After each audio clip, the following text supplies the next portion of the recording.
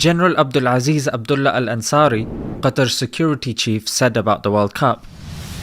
You want to demonstrate your view about the LGBTQ situation? Demonstrate it in a society where it will be accepted. That's good, but don't really come in and insult the whole society because of this. You cannot change the religion for 28 days of World Cup. The Quranly app. Subscription cheaper than Netflix, encouraging Quran reading, modern, engaging and fun. Download it today. That's a genius.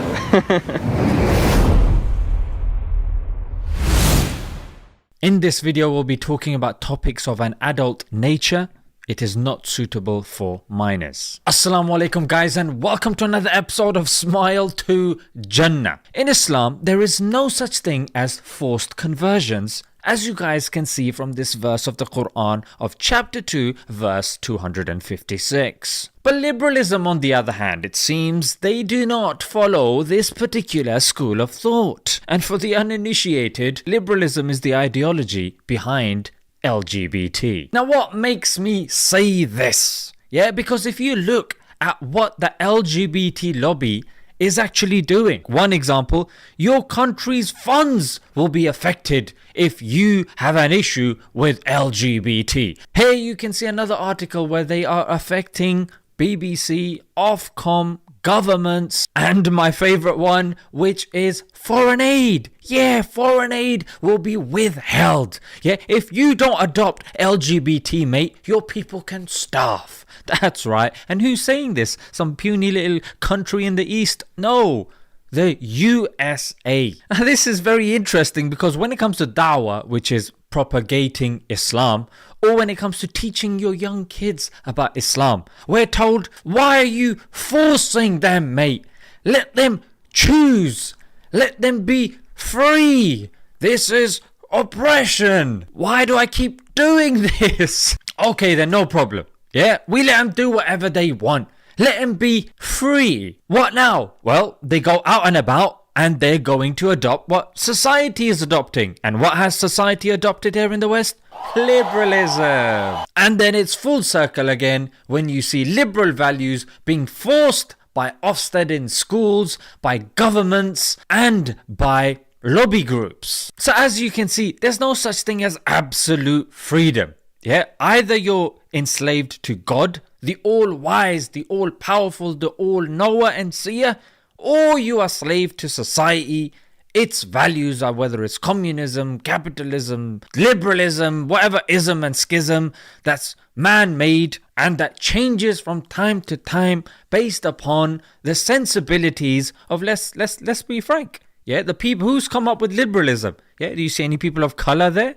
Did they consult with the rest of the world? No, it was done by the white man. And here is the goal of this lobby. Let's just take the United Kingdom. In the United Kingdom, there are discussions being had as to whether females have a penis or not. Keir Starmer, the leader of the Labour Party, is refusing to answer, mate. Another Labour MP goes, yes, some women can have penises. And on the other hand, you see Boris Johnson, who is not making conversion therapy for the T in LGBT. He's not outlawing it, and because of that he has frustrated the LGBT lobby. And then further he says that biological males should not participate in female events. This again is infuriating them. So you can see even amongst the two main parties in the UK there is no consensus. And because of this lack of direction, you've got some people identifying as dogs, and you've got some people that are in prison for harming other people, identifying as babies. It does remind me of this verse very well, where Allah says, and be not like those who forgot Allah, so He made them forget themselves. And if you look at society, that has gone far away from God. It's literally embodied Nietzsche's statement that God is dead. So you can see people pinning their hopes on relationships. They're pinning their hopes on their sexual identity. They're pinning their hopes on their jobs. Whatever the case may be. So bearing all this in mind, we know that the World Cup is happening in Qatar. And the English captain Harry Kane is saying, look, they should be allowed to have LGBT flags while we're playing the game. Why? I don't understand. And then look at this headline: England players to use platform at Qatar World Cup to highlight issues. In other words, they'll be preaching their doctrine. Yeah, they'll be giving dawah. I mean, you're only in that country for 28 days. What is this mentality that wherever we go, we feel the need to give our ideals to people? You got another one, Lewis Hamilton, who's trying to do the same thing in Saudi. They don't believe the same thing as you. Even you don't believe the same thing as you. So it was really great to hear that Qatar has finally mustered up some courage to put their foot down and go, look, this is your thing and that's fine. This is our thing. This is actually, he wants to express his view about something. This is not the place to practice,